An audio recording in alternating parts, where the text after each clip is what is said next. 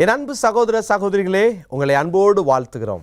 கிறிஸ்தவம் ஒரு இனிய அனுபவம் என்னும் இந்த நிகழ்ச்சியிலே நானும் அன்பு சகோதரன் வெங்கடேசன் அவர்களும் உங்களை சந்திப்பதிலே மிகுந்த மகிழ்ச்சி அடைகிறோம்.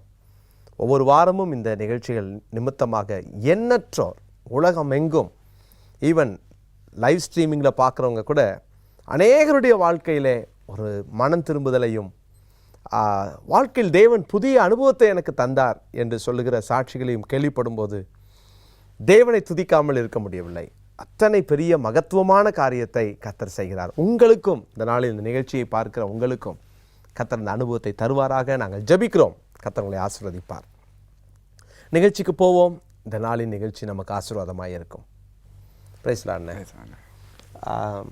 சமீபத்தில் ஒரு பெரிய அறிஞர் என்று சொல்லிக்கொள்கிற ஒருவர் அவருடைய விளக்க உரைகளிலே இயேசு கிறிஸ்துவை பாவி என்று குறிப்பிட்டிருக்கிறார். அது விசேஷமாக வேதாகமத்தில் இருக்கிற சில வசனங்களை வைத்துக்கொண்டு, பொதுவாக நீ நல்லவன் என்று சொல்லுவானேன் அப்படின்ற வசனம் மாதிரி சில வசனங்களை வச்சுருக்காங்க. இயேசு கிறிஸ்து எவ்வளோ பரிசுத்தர் என்பது உலகத்தில் இருக்கிற அத்தனை பேருக்கும் தெரியும். உண்மையாகவே ஒருவேளை இயேசுவை, அதாவது கிறிஸ்தவத்தை விமர்சிக்கிறவங்க கூட இயேசு கிறிஸ்துவ பரிசுத்தராக பார்க்குறவங்க உண்டு. அதான் உண்மை. இன்னைக்கு அதை குறித்து நம்ம பேசுவோம். நிச்சயமானே. அதாவது பரிசுத்த வேதாகமத்திலிருந்து நான் இயேசு பாவின்னு தான் சொல்லுது, நான் பரிசுத்த வேதாகமத்திலேருந்து காமிக்கிறேன் அப்படிங்கிறதுக்கு சிலர் முயற்சி பண்ணுறாங்க. ஏன்னா அவங்க புத்தகத்தில் நிலைப்பாட்டை காப்பாற்றல, அவங்க புத்தகத்திலேருந்து இயேசுவை பாவின்னு காமிக்க முடியலை. அப்போ என்ன பண்ணுறது? அவர் பரிசுத்தவராக இருக்கிறாரு, அவர் பரிசுத்த மகன் அப்படிலாம் சொல்லப்பட்டிருக்கும் போது எப்படியாவது ஒரு பாவின்னு காமிச்சு நம்மளுடைய நிலையை ஸ்டாண்டர்ட் நிறுத்திக்கணும் அப்படிங்கிறதுக்காக யோசிக்கிறாங்க. முதல்ல இயேசு கிறிஸ்து பாவிங்கிறது தாம் புத்தகத்துலேருந்து காமிச்சிருந்தா பரவாயில்ல. அப்படி காமிக்காமல் பைபிள்லேருந்து நாங்கள் காமிக்கிறோம். எந்த பைபிள் முரண், அந்த பைபிள்லேருந்து காமிக்கிறேன் அப்படின்னு சொல்லி.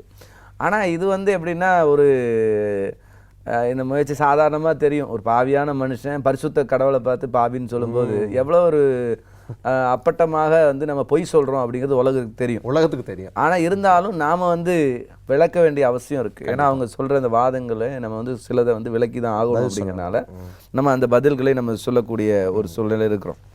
இப்போ குறிப்பாக அவங்க வைக்கக்கூடிய வாதம் என்ன அப்படின்னு பார்க்கும்போது, இப்போ இயேசு கிறிஸ்து எசேக்கியேல் 18:20 வாசிக்கும்போது பாவம் செய்கிற ஆத்துமாவே சாகும் அப்படின்னு சொல்லப்பட்டிருக்குது. இப்போ இயேசு கிறிஸ்து மரித்தார், அதனால பார்த்தீங்களா பாவம் செய்கிற ஆத்துமாவே சாகும்னு சொல்லியிருக்கு. அப்போ இயேசு பாவம் செஞ்சதுனால செத்தாரு அப்படின்னு சொல்லப்படுறத பார்க்குறோம். அடுத்தது மத்தேயு சுவிசேஷம் 4ஆம் அதிகாரம் 1-10 வரைக்கும் வசனத்தில் இயேசு பிசாசினால் சோதிக்கப்பட்டார் அப்படின்னு இருக்கு. பார்த்தீங்களா, இயேசு கிறிஸ்து பிசாசினால் சோதிக்கப்பட்டது, அப்போ பாவம் செஞ்சுருக்காரு அப்படின்னு சொல்கிறத பார்க்குறோம்.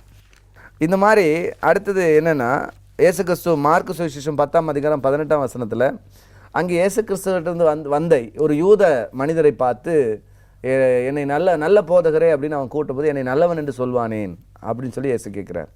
அப்போ பார்த்தீங்களா, இயேசு கிறிஸ்து என்னை நல்லவன் ஏப்பா சொல்கிற, கடவுள் ஒருத்தவர் நல்லவர் இல்லையே அப்படின்னு சொன்னோன்னே பார்த்தீங்களா இயேசு தன்னையே நல்லவன் இல்லைன்னு சொல்கிறாரு அப்படின்னு ஒரு காரியத்தை குறித்து சொல்லுகிறத பார்க்குறோம்.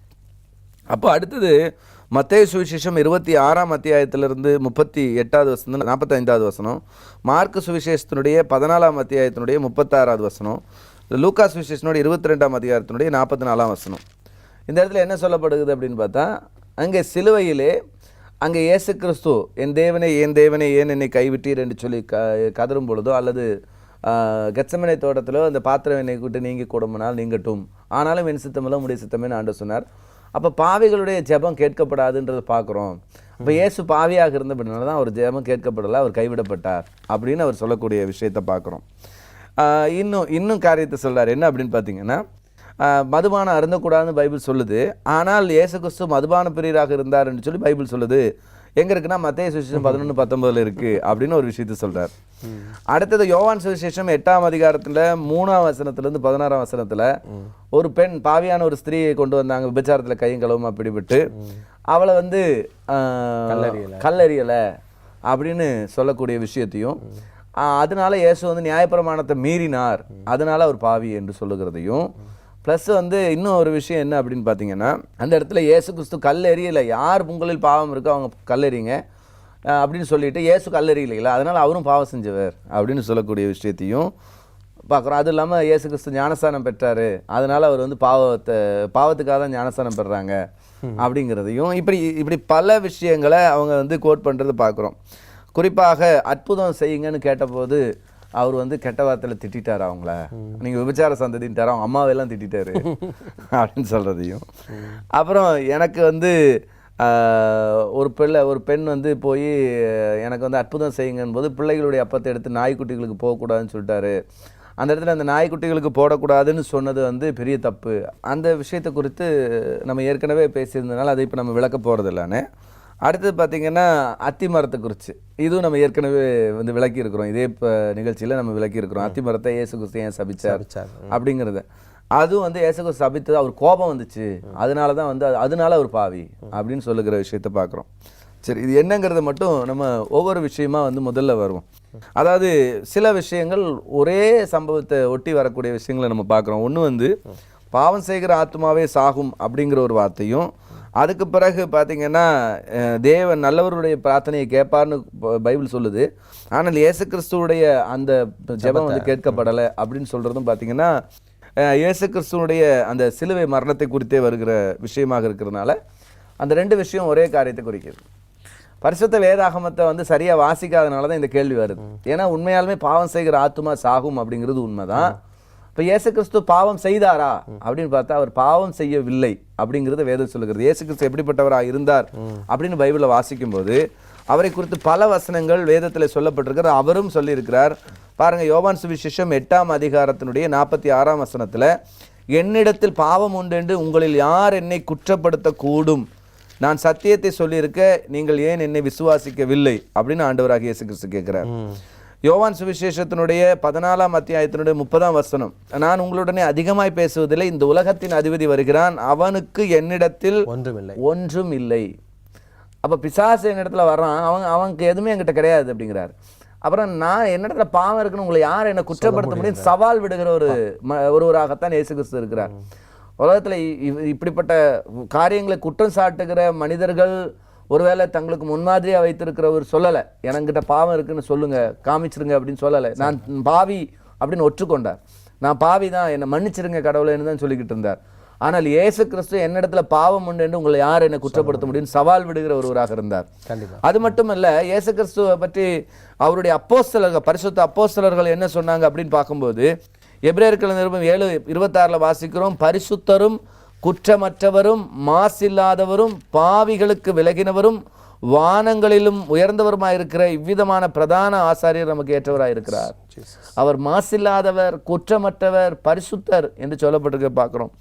அது மட்டுமல்ல, எபிரேயர்கள் அதே 4ஆம் அதிகாரத்தினுடைய நிருபத்தினுடைய 4:14-15 வாசிக்கிறோம், வானங்கள் வழியாய் பரலோகத்துக்கு போன தேவகுமாரனாகிய இயேசு என்னும் மகா பிரதான ஆசாரியர் நமக்கு இருக்கிறபடினால் நாம் பண்ணின அறிக்கையை உறுதியாய் பற்றி கொண்டிருக்க கடவும். நம்முடைய பலவீனங்களை குறித்து பரிதவிக்கக்கூடாத பிரதான ஆசாரியர் நமக்கிறாமல் எல்லா விதத்திலும் நம்மை போல சோதிக்கப்பட்டும் பாவம் இல்லாத இருக்கிற பிரதான ஆசாரியராக இருக்கிறார். சோதனையே பாவமா அப்படின்னு பாக்குறாங்க. எல்லா விதத்திலும் சோதிக்கப்பட்டும் அவர் பாவம் இல்லாதவராக இருந்தார் அப்படின்னு வேதம் சொல்லுகிறது.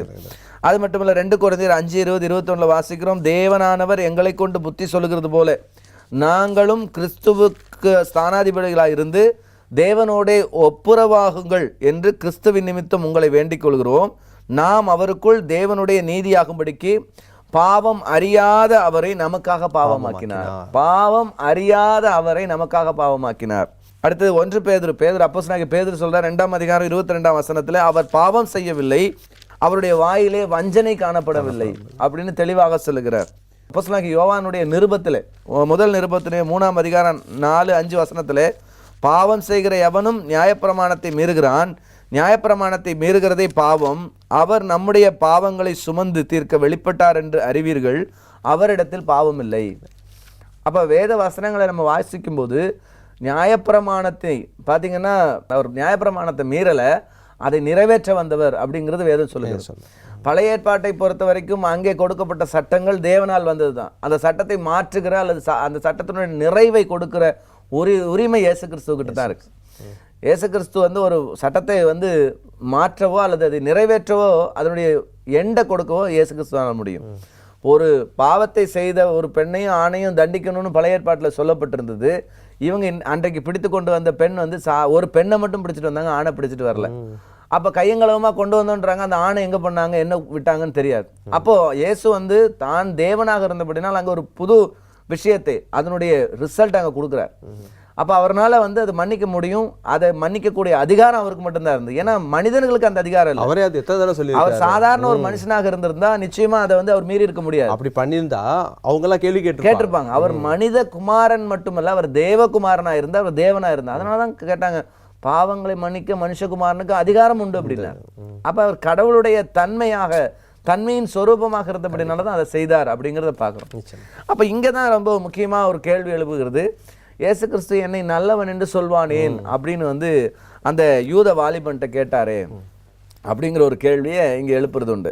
இந்த வசனங்கள்லாம் எங்கே இருக்குது அப்படின்னு பார்த்தா மத்தேயு சுவிசேஷம் 19:17, மார்க்கு சுவிசேஷத்தில் 10:18, லூக்கா சுவிசேஷத்தில் 18:19.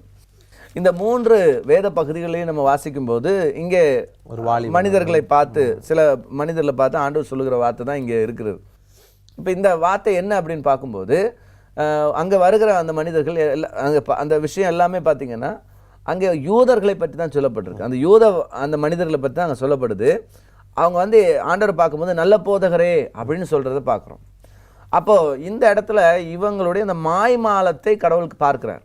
ஆண்டவராக இயேசு இவருடைய உள்ளத்தை அறிந்தவர். ஏன்னா அவர் தேவனாக இருந்தபடினா அவங்க என்ன யோசிக்கிறாங்கன்னு ஆண்டவருக்கு தெரியும். அப்போ அவங்க வந்து நல்ல போதகரேன்னு கூப்பிட்ட உடனே இயேசு கேட்குறாரு, என்னை எதுக்காக நல்ல போதகர்னு கூப்பிட்டேன் அப்படின்றதான் கேட்குறாரு. என்னை ஏன் நல்ல போதகர்னு சொன்னேன்? யூதர்கள் தேவன் ஒருவரை தவிர நல்லவர் ஒருவரும் இல்லைன்னு சொல்லக்கூடியவங்க. கடவுள் பழைய ஏற்பாட்டிலே நம்ம வாசிச்சிருக்கிறோம், கர்த்தர் நல்லவர் என்று ருசித்து பாருங்கள். கர்த்தர் தான் நல்லவர். அப்போ பழைய ஏற்பாட்டில் வாசிக்கிறோம், ஸ்ரீரத்தில் பிறந்தவர் ஒருவரும் சுத்தமாக இருப்பதுன்னு யோபுடைய புஸ்தகத்தில் யோபுடைய சிநேகிதர்கள் சொல்றக்கூடிய விஷயத்தை நம்ம வாசிக்கிறோம். அப்போ எல்லா மனுஷரும் பாவம் செய்து தேவ மகிமையற்றவர்கள் ஆகி போனார்கள் அப்படின்னும் போது ஒரு யூதன் ஒரு சாதாரண ஒரு மனிதனாக ஒருவரை ஏற்றுக்கொள்வதாக இருந்தால், ஒரு சாதாரண ஒரு போதகராக ஒருவரை ஏற்றுக்கொள்வதாக இருந்தால் நிச்சயமாக அவரை நல்லவர்னு சொல்ல முடியாது. ஆனால் இந்த யூதன் என்ன சொல்லுகிறான், நீங்கள் நல்ல போதகரே அப்படின்னு சொல்லுகிறது பார்க்குறோம். அப்போ ஆண்டவர் சொல்கிறாரு, நீ என்ன வந்து கடவுளை ஏற்றுக்கொள்ளாத போது, தேவன் ஒருவரை தவிர நல்லவர் ஒருவர் இல்லாத போது, சாதாரண ஒரு போதகனாக நீ என்னை ஏற்றுக்கொண்டிருக்கும், என்னை நீ நல்லவன் எப்படி சொல்கிற அப்படின்னு தான் கேட்டார். அது யூதன்ட்ட கேட்டார். ஒரு யூதனுக்கு. ஏன்னா அதுக்கு பின்னாடி அவங்க யூதன் தான் சொல்றதுக்கு காரணம் என்னன்னா, பின்னாடி ஆண்டவர் சொல்ல, நீ இதெல்லாம் கடைபிடிச்சாயான்னு சில சட்டங்களை சொல்றாரு. நான் என் சிறு வயதிலிருந்தே இதை நான் கடைபிடித்து வந்தேன். நிரூபணமாகுது. அப்ப சிறு வயதிலிருந்து பழைய ஏற்பாட்டினுடைய வார்த்தைகளை கடைபிடித்து வருகிற ஒருவன் மாய்மாலமாக இயேசு கிறிஸ்துவை ஒரு போதகர் என்று தெரிந்து அவரை ப்ளீஸ் பண்ணும்படியாக, அவரை முகதாட்சணியம் பண்ணும்படியாக நல்ல போதகரேன்னு கூப்பிடுறான். அப்ப ஆண்டவர் சொன்னாரு, கடவுள் ஒருவரை தவிர, தேவன் ஒருவரை தவிர நல்லவர் இல்லாத போது நீ எப்படி என்ன நல்லவர்னு சொன்ன? சரி, அது உண்மையா இருந்தா அப்ப நான் சொல்றதை நீ கேட்கணும். அப்ப சொன்னா, உன்னுடைய ஆஸ்திகள் எல்லாம் வித்து என்னை பின்பற்றி வா, நித்திய ஜீவன் உனக்கு கிடைக்கிறதுக்கு அதான் வழி அப்படின்னாரு. என்ன பின்பற்றி வா, அதான் உனக்கு நித்திய ஜீவனை கொடுப்பேன் அப்படின்னாரு. அவன் வந்து அதிக ஆஸ்தி உள்ளவனாக இருந்தபடினால் அவன் வந்து முகத்தை போட்டுட்டு அவங்க போயிட்டாங்க அப்படின்னு நாங்கள் வசனம் வாசிக்கிறோம். இப்போ இதுல இருந்து நமக்கு என்ன தெளிவா புரியுது அப்படின்னா, வசனத்தின்படி இயேசு தன்னை நல்லவன் இல்லைன்னு சொல்லலை, என்னை நல்லவன் சொல்றதுக்கு காரணம் என்னன்னு கேட்டார். ஏன்னா என்னை தேவன் என்று ஏற்றுக்கொள்வதா இருந்தால் தேவன் ஒருவரை தவிர வேற ஒரு நல்லவர் இல்லை. ஆனால் நீ என்னை தேவன் ஏற்றுக்கலை, ஒரு போதகனா ஏற்றுக்கிட்ட, அப்போ நீ எப்படி நல்லவன் சொல்ல முடியும்? இது அவருடைய வேதத்தினுடைய அடிப்படையில் தான் அவர் கேட்கக்கூடிய விஷயமாக இருக்கு. அங்கே நம்ம வாசிக்கும் போது அது தெளிவாக புரிந்து கொள்ள முடியும். நல்லவன் இல்லைன்னு சொல்லவே இல்லையா அங்கே? இதுக்கும் ஆண்டவசனே என்னில பாவம் உண்டு, யார் என்னை குற்றப்படுத்த முடியும்னு கேட்டிருக்கிறார். இயேசு கிறிஸ்துடைய சீஷர்களும் அவருடைய அப்போஸ்தலர்களும் வார்த்தையை விட பாவம்ன்ற வார்த்தையை அவர் வச்சு டைரக்டா கேட்கிறார். என்கிட்ட பாவம் இருக்குன்னு உன்னால யார்கிட்ட சொல்ல, என்னால சொல்ல முடியும்? உலகத்தின் அதிபதி பிசாசு என்கிட்ட வரான், அவனுக்கு என்கிட்ட ஒண்ணுமே கிடையாது. அடுத்தது அவர் இயேசு சோதிக்கப்பட்டபடினால அவர் பாவம் செய்தார். எப்பவுமே சோதனை வந்து பாவம் கிடையாது. முதல்ல அநேகர் வந்து சோதிக்கப்பட்டாங்க, சோதனையில் விழுந்து போனாங்க. அநேக இவங்க நம்புகிற மனிதர்கள் கூட விழுந்து போனவங்க. ஆனால் இயேசு சோதனையை ஜெயித்தார், பிசாசை ஜெயித்தார் என்று சொல்லி வேதம் சொல்லுங்க. சோதிக்கப்படுகிறது பாவம் அல்ல அப்படின்னு தெரிஞ்சுங்க. இப்போ முக்கியமான ஒரு விஷயம், பாவம் செய்கிற ஆத்மாவே சாகும். இது உண்மையாலுமே வந்து ஒரு கேள்வியான ஒரு விஷயம். அப்ப இயேசு பாவம் செய்தாரா அப்படின்னு பார்க்கும்போது வேதம் நமக்கு தெளிவா சொல்லுது, நம்முடைய பாவங்களை அவர் மேல் சுமத்தினார். பாவம் அறியாத அவர் நமக்காக பாவமாக மாறினார். அதைத்தான் தீர்க்கதரிசியாகி ஏசாயா சொல்லும்போது, எல்லாருடைய அக்கிரமங்களையும் அவர் மேல் சுமத்தினாங்க, நல்லா நிறைய பேர் நினைச்சுக்கிட்டோம் அவர் கடவுள்னால வாதிக்கப்பட்டிருக்காரு, கடவுள்னால தண்டிக்கப்படுறாரு. நம்முடைய மீறுதல் நிமித்தம் நம்முடைய மீறுதல் நிமித்தம் அவர் காயப்பட்டார், நம்முடைய அக்கிரம நிமித்தம் அவர் நொறுக்கப்பட்டார், நமக்கு வர வேண்டிய தண்டனையை அவர் ஏற்றுக்கொண்டார். உண்மையாலுமே பாவம் செய்த நாம் தான் நித்திய மரணமாகிய நரகத்துக்கு போகணும். ஆனால் நம்முடைய அந்த பாவத்தை அவர் சுமக்கும்படியாக, நம்முடைய பாவத்தை அவர் ஏற்றுக்கொள்ளும்படியாக அவர் நமக்காக பாவமாகி மாறினார், அவர் மரித்தார். பழைய ஏற்பாட்டு நாட்கள்ல ஒரு ஆட்டை கொண்டு வந்து அந்த ஆட்டின் மேல கையை வச்சு நான் இந்த பாவத்தெல்லாம் செஞ்சேன்னு சொல்லிட்டு அந்த பாவத்தை ஆட்டின் மேல சுமக்க வைப்பாங்க. அந்த ஆடு வெட்டப்படும். அது நீங்க அழகா போன 2-3 எபிசோட்ல நீங்க சொன்னீங்க. அது வந்து பழைய ஏற்பாட்டு நாட்கள்ல அது நிழல். ஆமா, நிஜமாக ஆண்டவராகிய இயேசு என்ன செய்தார்? உலகத்தின் பாவத்தை சுமக்கிற தேவாட்டுக்குட்டி, அவர் தேவனால நியமிக்கப்பட்ட ஆட்டுக்குட்டியாக இந்த பூமிக்கு வந்து எல்லா மனிதருடைய பாவத்தையும் தன் மேல சுமந்து கொண்டார்.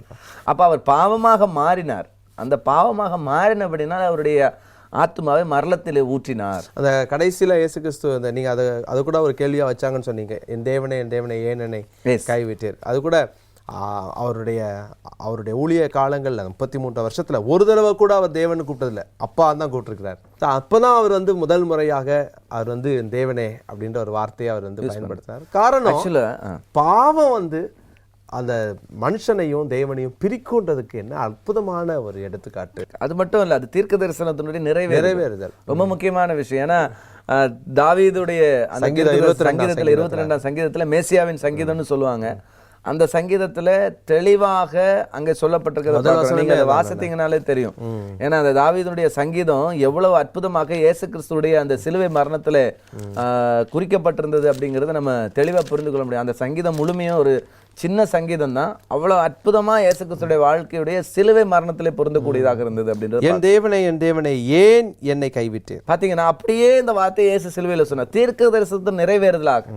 ஏன்னா பாவமாகிய ஒரு முழு மனுகுலத்தினுடைய பாவத்தை சுமந்தவர் பரிசுத்த பிதாவினுடைய அந்த உறவிலிருந்து பிரிக்கக்கூடிய ஒரு விஷயத்தை தான் நம்ம அங்க பாக்குறோம். நமக்காக பாவமா மாறினார், உண்மைதான்.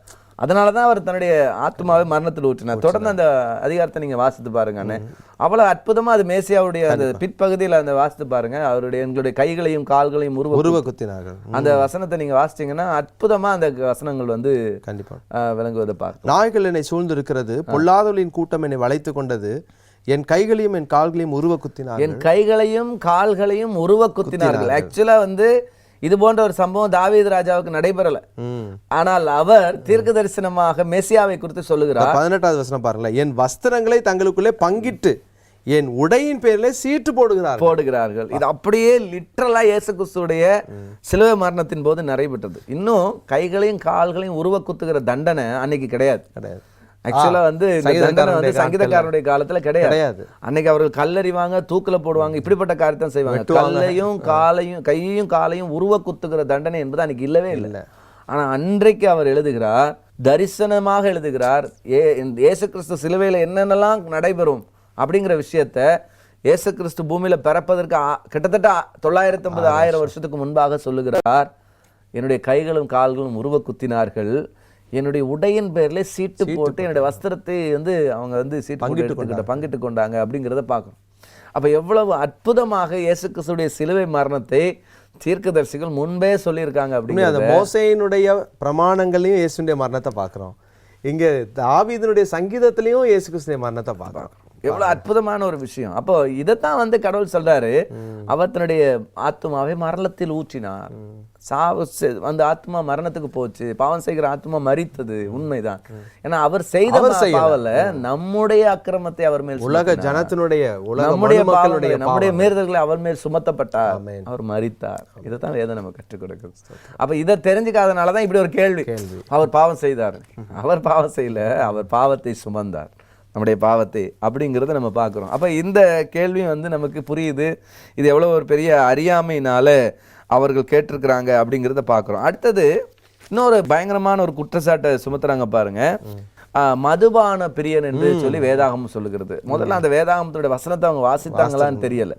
நம்ம அந்த வசனத்தை அவங்களுக்கு வாசித்து காண்பிக்க விரும்புகிறோம். அதாவது மத்தேயு சுவிசேஷம் 11ஆம் அதிகாரத்தினுடைய 19ஆம் வசனத்தை, மனுஷகுமாரன் போஜன பானம் பண்ணுகிறவராய் வந்தார், போஜன பானம் பண்ணுகிறவராய் வந்தார். அதற்கு அவர்கள், இதோ போஜன பிரியனும் மதுபான பிரியனுமான மனுஷன் ஆயக்காரருக்கும் பாவிகளுக்கும் சிநேகிதன் என்கிறார்கள். இப்போ இது யார் சொன்ன கூற்றாக இயேசுசாமி சொல்றாருன்னு பாத்தீங்கன்னா, இது அங்கிருந்த மனிதர்கள் சொல்லுகிற கூற்றாக சொல்றாங்க. நீங்க என்ன இப்ப குற்றப்படுத்துறீங்க, என்னை பத்தி தப்பா சொல்றீங்க சில விஷயத்த அப்படின்றத பத்தி சொல்லுகிறார்.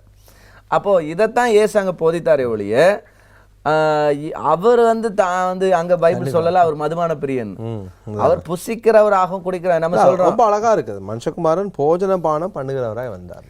உண்ணுகிறவனாக பருகிறவனாக வந்தான்னு என்ன அர்த்தம்? பருகிறவனா நம்ம தெரிஞ்சது வந்து அந்த காலத்துல அவங்களுடைய உணவுல எப்பவுமே திராட்சை ரசம்ன்றது ஒண்ணு இருக்கும், தண்ணீர் இருக்கும், எல்லாம் இருக்கும். பருகுதல்னா எல்லாம் தான். கண்டிப்பா உண்டு பருகி செல்லுங்கள் அப்படின்னா சாப்பிட்டு இதை தண்ணீர் குடிச்சு தண்ணீர் அருந்தி செல்லுங்கள் அப்படின்னு தான் அர்த்தம்.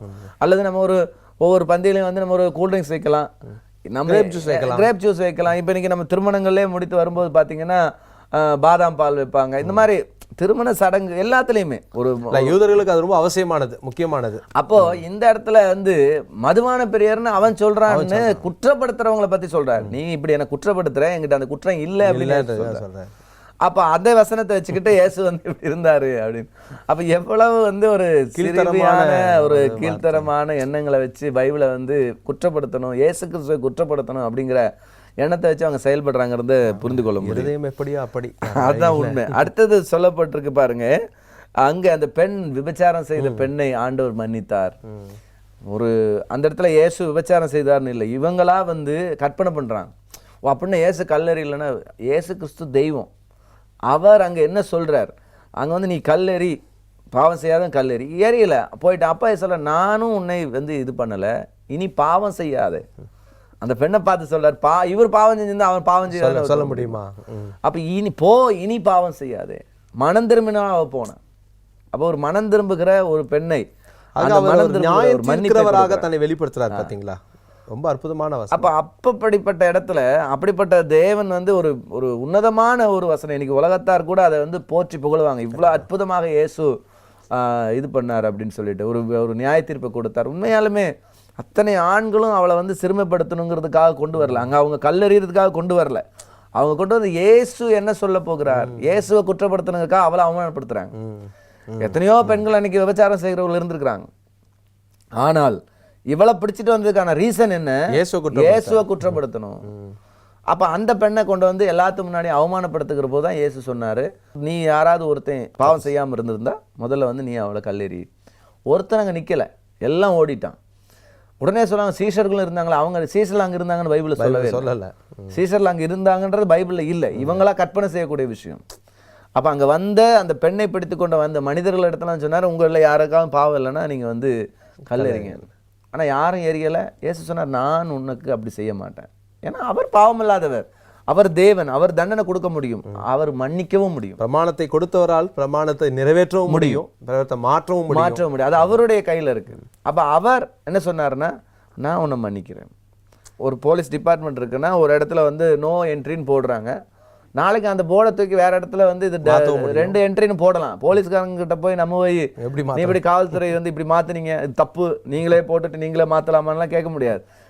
ஒரு விஷயம் சொல்லுவாங்க, இந்த இடத்துல ஒன்வேன்னு போட்டதுக்கான ரீசன் வந்து ரொம்ப டிராஃபிக் ஆகிட்டு இருந்தது, இப்போ வேற வழி இருந்ததுன்னா அது ஒன்வே இல்லை மாத்திட்டோம், எனக்கு தேவையில்லை, பிரச்சனை இல்லை, இதுக்கு என்ன நோக்கத்துக்காக இதை வைத்தோமோ அது நிறைவேறிடுச்சு, அவங்களுக்கு எல்லா உரிமையும் உண்டு. அதுதான் இப்போ நோக்கம் வந்து இங்கே டிராஃபிக் ஆகக்கூடாதுங்கிறதுக்காக தான் இது ஒன்வே பண்ணோம். அது டிராஃபிக் ஆகாதுங்கிறது நிறைவேறுதல், அது எனக்கு தெரியும், அதனால நான் வந்து இங்கே ஓப்பன் பண்ணேன். அது வந்து அவங்களுக்கு அந்த உரிமை இருக்கு, பிரமாணத்தை கொடுத்தவருக்கு பிரமாணத்தை, அதுதான் உரிமை உண்டு. அப்போ அது அங்கே வந்து அந்த நிறைவேறுதலாக தான் பார்க்குறோம். அங்கே அதைத்தான் நீ இன்னும் கூட பார்க்கும்போது அடுத்த காரியத்தில் பார்க்குறோம். அற்புதம் செய்ய கேட்டபோது அவர் வந்து அவங்கள விபச்சார சந்ததி திட்டி அவங்க வீட்டில் அம்மாவெல்லாம் திட்டாரு. பைபிளை பொறுத்த வரைக்கும் விபச்சார சந்ததிங்கிறது ஏதோ உடல் ரீதி சம்பந்தமான விபச்சாரத்தை மட்டுமே சொல்லல. இது ஏற்கனவே நம்ம தெளிவாக சொல்லியிருக்கோம். இது ஆன்மீக விபச்சாரத்தை தான் சொல்லுதே ஒழிய உலக பிரகாரமான விபச்சாரத்தை சொல்லலை.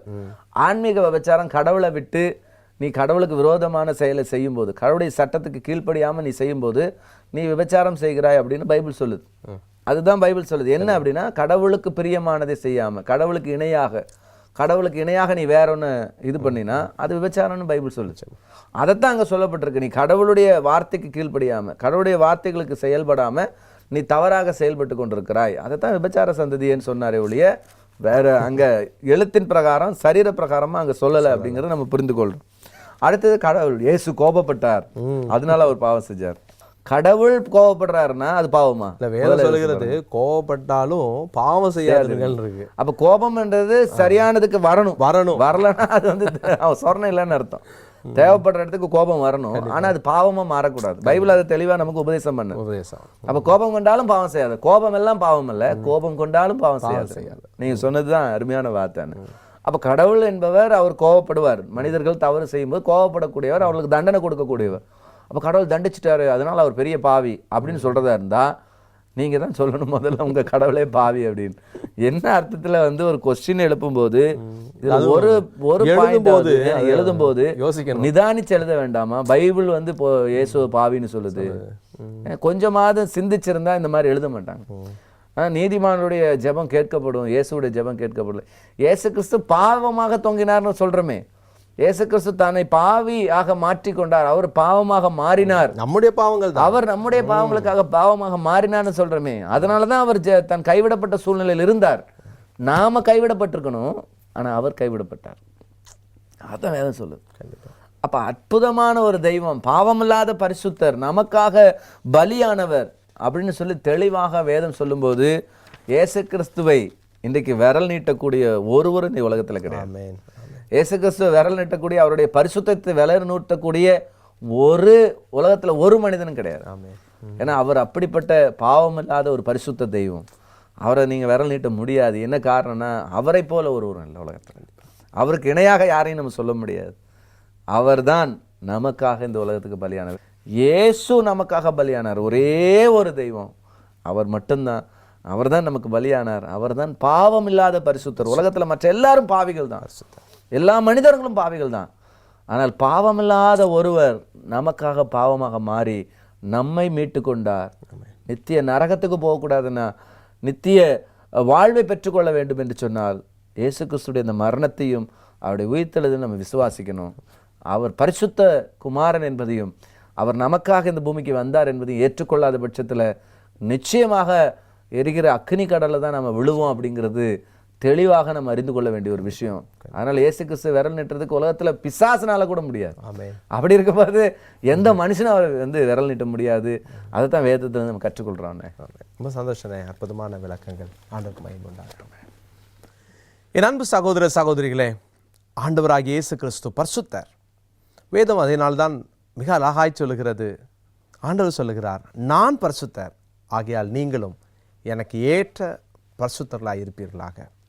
அவர் பரிசுத்தமான தேவன். அவர் இந்த உலகத்தில் ஒருவேளை நம்ம பாவங்களுக்காக தான் அவர் சிலுவையில் மரித்தார் என்ற அந்த சத்தியத்தை இதுவரைக்கும் அறிந்து கொள்ளாமல் இருந்திருப்பீர்களானால் இன்னைக்கு இன்னொரு வாய்ப்பை ஆண்டவர் கொடுக்கிறார். எனக்காக தானே மரித்தீர் என்று சொல்லி அந்த பரிசுத்தமான தெய்வத்தை நோக்கி பாருங்கள், கற்றுக்கொள்ளுங்கள். அவரிடத்தில் கற்றுக்கொள்ளலாம். எல்லா சூழ்நிலையிலும் அவரிடத்தில் கற்றுக்கொள்ளலாம். நமக்கு ஒரு இளைப்பாறுதலை தருவார். ஜெபிக்கலாமா?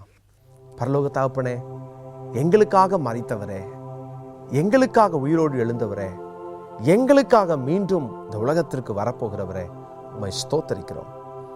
விசேஷமாய் உம்மை போல பரிசுத்த இந்த உலகத்தில் ஒருவரும் இல்லை. நீர் பரிசுத்தமானவர். உம்முடைய பரிசுத்தமான ஆண்டவரே அந்த வாழ்க்கையை நாங்கள் தியானிக்கும் போது ஆண்டவரே, உமக்கு ஈடு இணை இந்த உலகத்தில் ஒருவரும் இல்லை. ஒருவேளை தெரியாமல் உம்மை குற்றம் சாட்டியிருந்தால் ஆண்டவரே அவர்களை மன்னித்தருளும், அவர்களை மன்னித்தருளும், அவர்களையும் உம்முடைய சாட்சிகளாய் நிலைநிறுத்தும். இந்த நிகழ்ச்சியை பார்க்கிற ஒவ்வொருவர் வாழ்க்கையிலும் அந்த பரிசுத்தத்தை தாரும். பரிசுத்தம் இல்லாமல் ஒருவனும் உம்மை தரிசிக்க முடியாது என்று வாசிக்கிறோமே. வாழ்க்கையில பரிசுத்தம் இல்லாம பரலோகத்துக்குள்ள பரிசுத்தராகிய உம்மை தரிசிக்க முடியாது என்று வாசிக்கிறோம். எனவே எங்களை பரிசுத்தப்படுத்தும், ஒவ்வொருவரையும் பரிசுத்தப்படுத்தும். உடைய நாம மகிமைப்படட்டும். அவர்களுடைய வியாதிகள் மாறட்டும், அவர்களுடைய உபத்திரவங்கள் நீங்கி போகட்டும், அவர்களுடைய பிசாசின் கட்டுகள் தந்திரங்கள் உடைந்து போகட்டும். உடைய பிள்ளைகளை விடுதலையாக்கும். உடைய நாமம் மகிமைப்படுவதாக. இயேசு கிறிஸ்துவின் நாமத்தில் ஜெபிக்கிறோம் நல்ல பிதாவே, ஆமென். பிரியமானவர்களே, ஆண்டவர் உங்களை ஆசீர்வதிப்பார். ஆண்டவராக இயேசு கிறிஸ்துவை இன்னும் அறிந்து கொள்ள விரும்பினால் எங்களோடு தொடர்பு கொள்ளலாம். உங்களுக்கு இலவச வேத புத்தகத்தை அனுப்பி வைக்கிறோம். குறிப்பாக உங்களுக்கு இன்னும் இயேசுவை அறிந்து கொள்ள, இன்னும் வேதத்தில் இருக்கிற கேள்விகளுக்கான பதில்களை, இந்த செய்திகள் அடங்கிய சீரீஸ் உங்களுக்கு தேவைப்பட்டாலும் எங்களுக்கு நீங்கள் கண்டிப்பாக தெரியப்படுத்தலாம். அதனுடைய கிரயத்தை நீங்கள் கொடுத்து இந்த டிவிடிஸை நீங்கள் வாங்கிக்கலாம். அது உங்களுக்கு பிரயோஜனமாக இருக்கும். மீண்டும் அடுத்த வாரம் இன்னொரு நிகழ்ச்சியில் உங்களை சந்திக்கிறோம். கர்த்தர் உங்களை ஆசீர்வதிப்பாராக. ஆமென். நீங்கள் தொடர்பு கொள்ள வேண்டிய முகவரி post box number 6969, Alwar Thirunagar, Chennai 87.